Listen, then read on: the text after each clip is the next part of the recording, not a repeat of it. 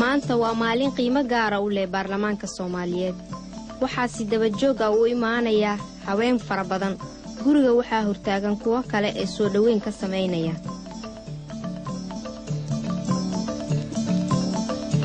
rag badanna waa lagu soo dhaweynayaa kuwaasoo ah mas'uuliyiin ka tirsan hay'adaha dawladda iyo ururada caalamiga dhaqaatiir culimaawidiin macallimiin madax ka tirsan safaaradaha dawlado kala duwan ee Afrika iyo qaarado kale waxaa goordhow furmi doona seminar caalamiyeedkii ugu horreeyay ee lagaga doodi doono gudniinka gabdhaha iyo habkii wax looga bedeli lahaa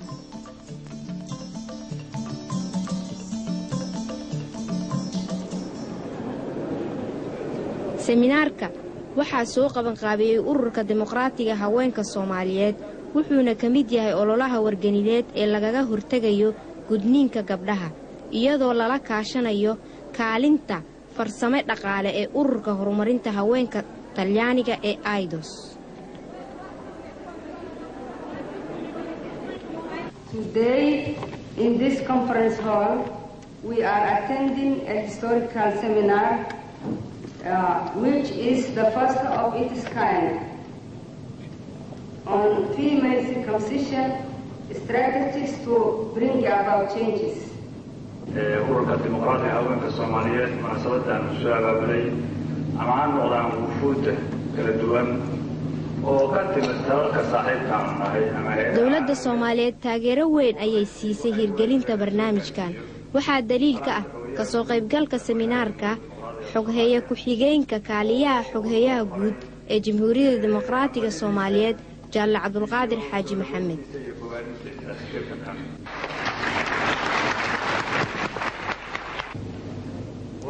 waxaa ugu horreyn seminaarka hadal ka soo jeediyay wasiirka caafimaadka Dr. Maxamed Cali Munassar wuxuuna hadalkiisa ku furay mowduuca shirka mushkilad xasaasi ah oo dhibaato caafimaad iyo bulshada xambaarsan haddaba gudniinka guud ahaan laba aan kala saarno kan wiilasha iyo kan gabdhaha dhakhtar sameeyo ama kaaliye dhakhtar oo khibrad u leh waayo cudurro wiilasha iyo ragga ku dhaca ayaa gudniinka looga hortagaa ama lagu daaweeyaa marka waxaan leeyahay gudniinka wiilasha waa hab daaweyn oo isbitaallada ay furan yihiin gabadha uguma jiraan go'aankeeda waxaa iska leh waalidka oo aan fahmin weli danta asaga iyo ubadkiisa ugu jirto dhibaatooyinka uu xambaarsan yahay gudniinka fircooniga ah waa arrinta hortaada shirkan caalamiga ah laguna falanqeeyo gudoomiyaha ururka dimuqraadiga haweenka Soomaaliyeed xildhibaan Muraaye Garaad Axmed khudbadeeda waxay ku soo dhaweysay ka soo qaybgalayaasha hadallo dhiirigelin ah uguna hambalyeysay howlgal wacan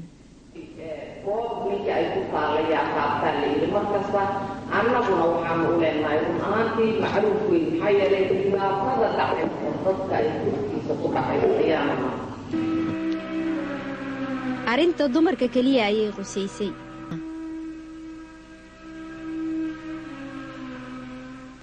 Many of us have a background in gudniinka gabdhaha waa mushaakil aanan gaar u ahayn Soomaaliya waxaa la ogaaday 80 milyan haweenka qaaradda Afrika inay u gudan yihiin noocyada kala duwan ee uu u qaybsamo sidaa awgeed waxaa seminaarka ka soo qayb galay madax ka kala socota wadamo kala duwan si ay oola dirsaan haweenka Soomaaliyeed dhibaatooyinka gudniinka una gudbiyaan habkii lagula dagaalami lahaa wadamadooda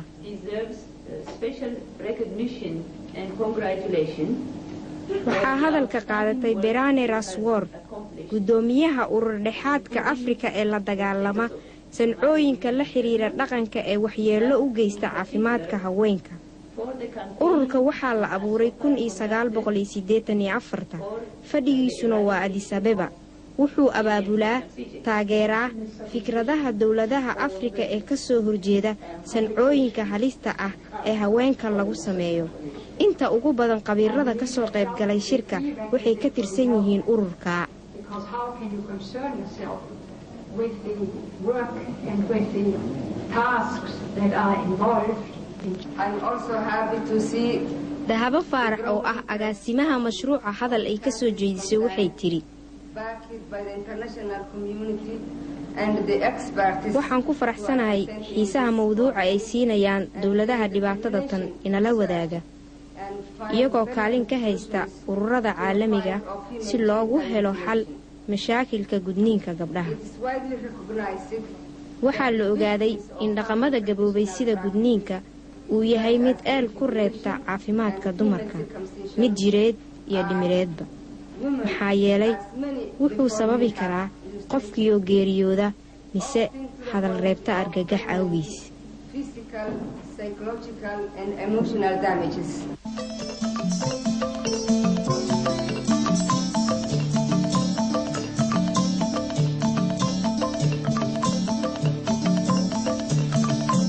maxay yihiin dhibaatooyinka gudniinka ku reebta dumarka si gaar ahaan midka laga isticmaalo Soomaaliya oo loo yaqaan gudniinka tolan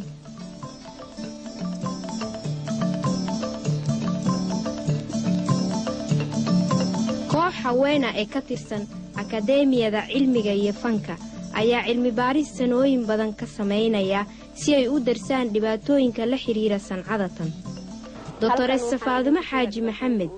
waxay inooga warrami doontaa waxyeelooyinka gudniinka uu u geysto caafimaadka haweenka wuxuu leeyahay dhibaatooyin caafimaad aad u fara badan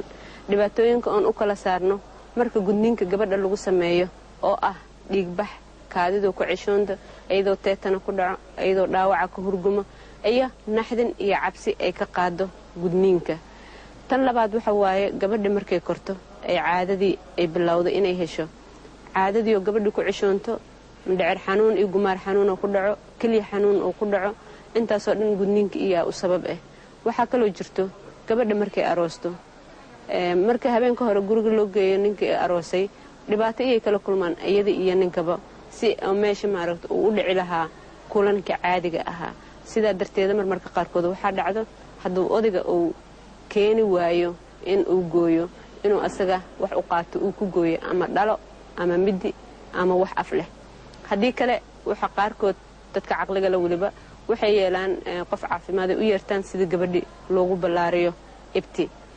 tan kale oo ka iman karto waxa waaye bura ka soo baxdo meesha la guday oo la yiraahdo burada malmalowga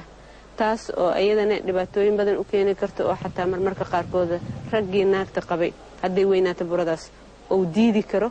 oo ayadana qasab tahay in la geeyo isbitaalkii oo la seexiyo si loo qalaa dhibaatooyinka kala gudniinka uu leeyahay waxa waaye gabadha markay uur yeelato ay dhalayso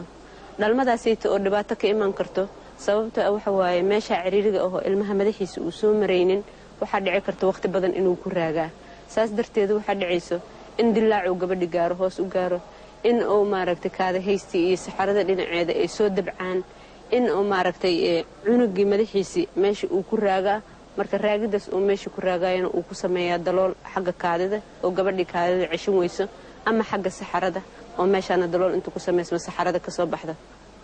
saxaaxa gudihiisa tan kale waxa waaye ilmaha dhalanaya laftooda ciriirigaas uu soo maraya dhaawac weyn ayuu u geyn karaa asagoo wuxuu soo bixi karaa suuxsan ama marmarka qaarkood asagoo dhintay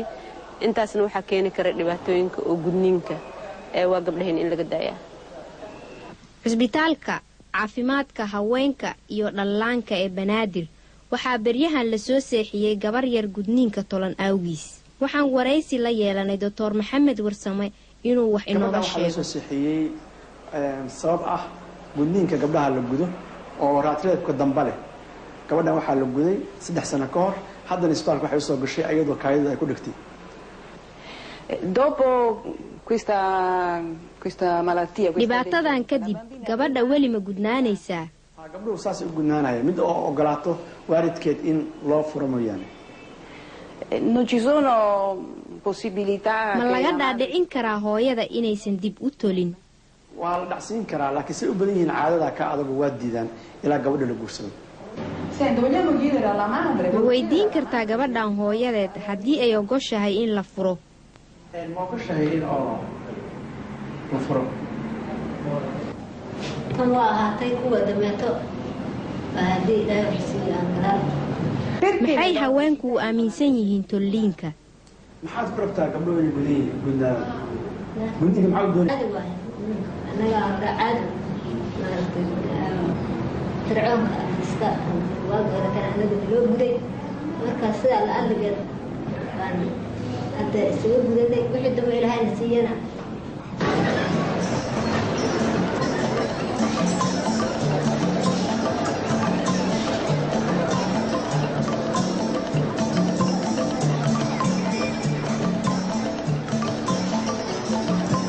haweenka inta ugu badan ayagoo ka warqaba dhibaatooyinka gudniinka uu ku raad reebto haddana waxay ku dheggan yihiin dhaqankan foosha xun oo ay aaminsan yihiin sidaa awgeed waxaa la isku dayey in cilmi baaris lagu sameeyo loogana hadlo seminaarkan aynu dhegaysanno dotoresa aamino warsame ee ku xeel dheer cilmiga bulshada kana tirsan akademiyadda cilmiga iyo fanka waxay inooga sheegi doonto waxaan la soo qaban jiray weeye muddo lagu soo dhaqmayay oo waqtiyo hore oo fog ilaa taariikhdii la garan maayo laakiin waa wax soo jiray muddo badan waa wax dadkii ay u arkayaan wax noloshoodii ka mida dhaqankoodii ka mida oon marna la dayn karin marka waxa weeye dhibaatada imika ugu weyn ee haddii la yiraahdo waxaan maaragtay hala joojiyo oo imika tallaabooyinkeedii lagu jiro waxa weeye dadka maskaxdoodii maba arki karayaan ama maba ka fikari karayaan qof haweena oo Soomaaliyeed oo aan qodbanayn ama aan gudnayn waxaabay u arkayaan wax aan laga fikari karayn laakiin nasiib wanaag imika dadkii waxa weeye way iska dhaafeen aamusnaantii laga qabay iyo cuqdadii laga qabay hadda waa la isweydiinaya war waxa kale ma wax loo baahan yahaa mise waa wax maxay haytay inuu iska dhaafi karo su'aasha imika la isweydiinaya waa taa dad badan oo waliba dadka reer magaalka hadda u badan waxay ogaadeen inay waxaanu tahay wax xag diiniya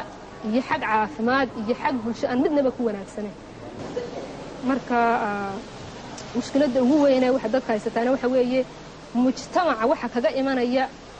cadaadis baa kaga imanaya dad badan oo dhaafi lahaa imika oo aan dareensan inaanay waxaanu ahayn wax loo baahan yahay ayaa haddana waxay u samaynaya maxaa la odhan doonaa talow inantaadii waalidka waxay sanayaan hooyadii waxay sanaysaa talow haddii inantaadii laga tago maxaa ku dhici doona siday arrintu noqon doonta walaac baa ku jira waxay u baahan yihiin walaaca in laga bi'iyo aakhirka markaa waxa weeye intii ku dheganaydna marka dambe iska soo leexan doona ashhadu anna muhammadan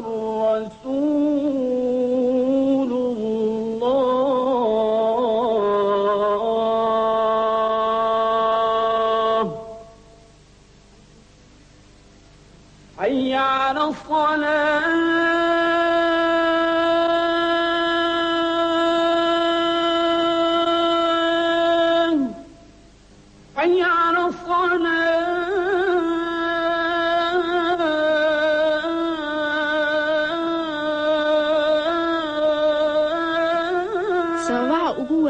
ee dadka ay u aaminsan yihiin gudniinka tolan ee gabdhaha waa waajib ay u maleeyaan inay diintu ina farayso kuna qoran quraanka kariimka ah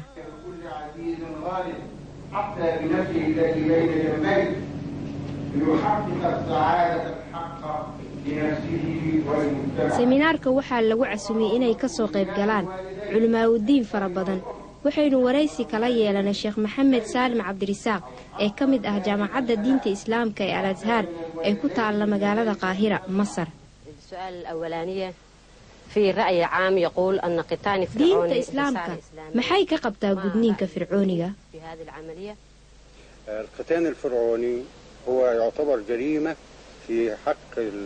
gudniinka fircooniga waa dembi wax xiriir ula leeyahay diinta islaamka ma jiraan diintu waxay qabtaa inuu wax diyo u dhigma ka dhiibo qofkii dembiga noocan oo kale ka gala dumarka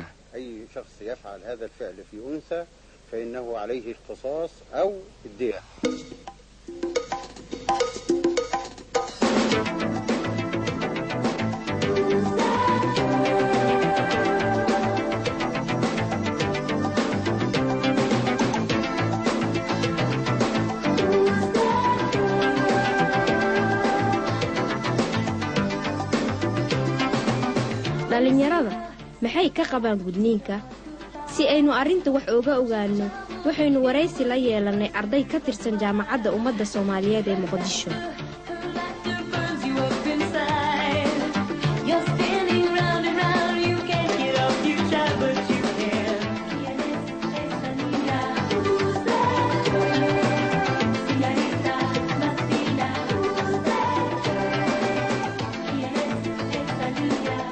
walaal adigu gudniinka ma waafaqsan tahay mise ma waafaqsan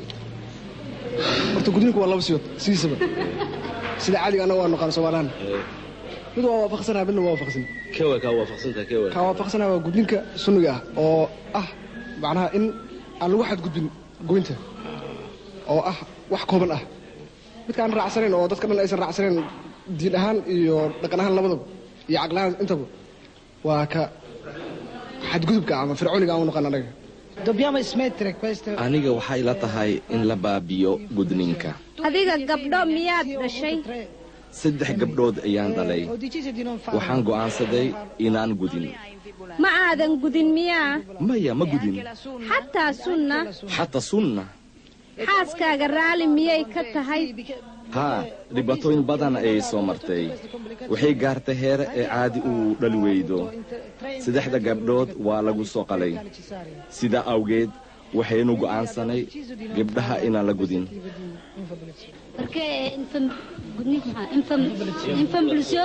gudniinka waa dhaqan aad u xun adiga ma lagu guday hooyaday ayaa i guday markaan 10 jir 8 jir ahaa durbaba waa gudnaa xanuun miyaad dareentay xanuun badan ayaan dareemay xanuunkaas oo ina daba socon doona xataa kadib markaan guursano sababtoo qodxo ayaana lagu tolay oo waxaa la moodaa in korkoo idil uu na danqanayo Ma tu per esempio quando ti sposerai, se hai una bambina femmina, adiga haddaad gabar dhasho miyaad gudi lahayd maya maxaa yeelay dhibaatada iyo xanuunka aan anigu soo maray uma ogoli gabadhayda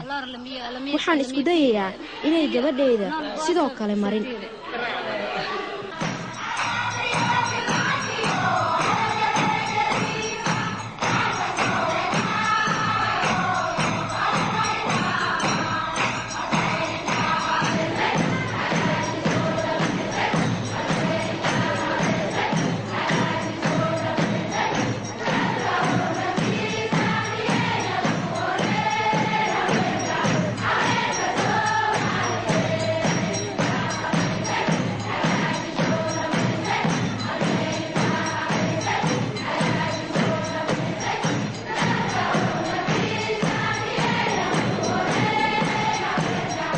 seminaarka wuxuu taagan yahay gebagabadii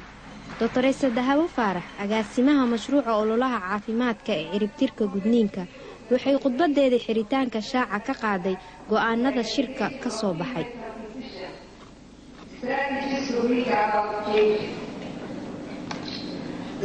waa in la baabi'iyaa nooc kasta ee gudniinka gabdhaha dowladda Soomaaliyeed waa inay soo saartaa go'aan sharci kama dambaysa ee arinta qusaysa ururka dimuqraadiga haweenka Soomaaliyeed waxay dawladda u soo jeedin doontaa talo go'aan sharci ah ololaha wargelinta waa inay ka socdaan heeryaha kala duwan ee dugsiyada sare masaajidyada ururada siyaasadeed dhaqaatiirta iyo kalkaaliyaasha caafimaadka dhexdooda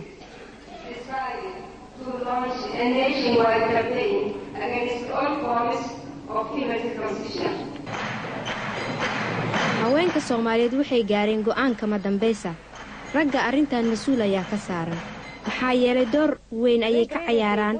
ciribtirka sancadatan ee gabowday arintan waxaan kala hadalnay gudoomiyaha baarlamaanka Soomaaliyeed xildhibaan Maxamed Ibraahim Axmed aniga waxaan leeyahay ragga ayaa arintan mas'uul ka ah maxaa yeelay dumarka qoyska ayay ka mid yihiin waxayna raacayaan amarka madaxa qoyska hadduusan isaga raali ka ahayn dumarka wax ay qaban karaan ma leh xildhibaan Muraayad Garaad Axmed waxaynu ka wareysanay rajada laga leeyahay dhaqangalka ololaha ciribtirka gudniinka soo qaadano annaka problem badan Soomaaliya way qabtaa haweenkeedu hase yeeshee kan noogu daran oo inaan cirib goyna aanu doonaynaa waxa weeye gudowga oo aad noogu raagay qarniyaal iyo qarniyaal nala haray runtii gadaal noo dhigay annuna doonayno inaanu ka baxno runtii si sahlan loogama bixi karo bariye loogama bixi karo bilana loogama bixi karo laakiin gacan adag oo bir ah dhaqaalo in looga baxo mooye si kale oo looga bixi karaa ma jirto.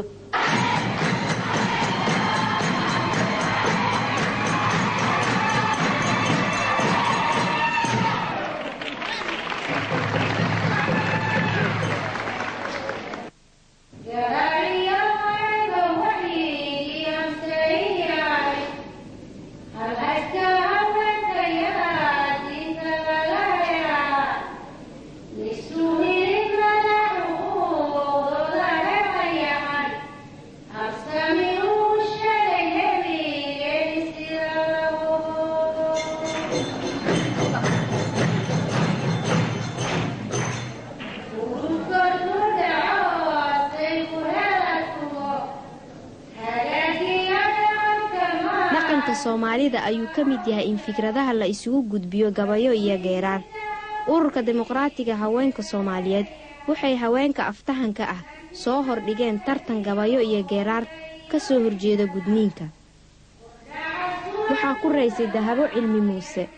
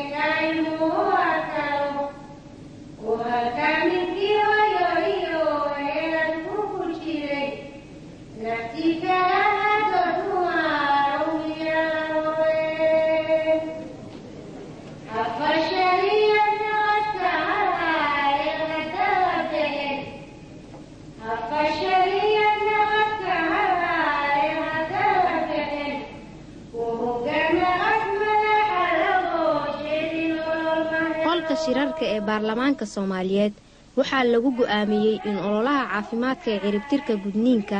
la gaarsiiyo dhammaan gobolada iyo tuulooyinka dalka si loo wargeliyo rag iyo dumarba in jiritaanka dhaqamadan gaboobay wax faa'iido ah uusan u lahayn mujtamaca maxaa yeelay dhibaato mooye wax dheef ah uguma jiraan haweenka Soomaaliyeed.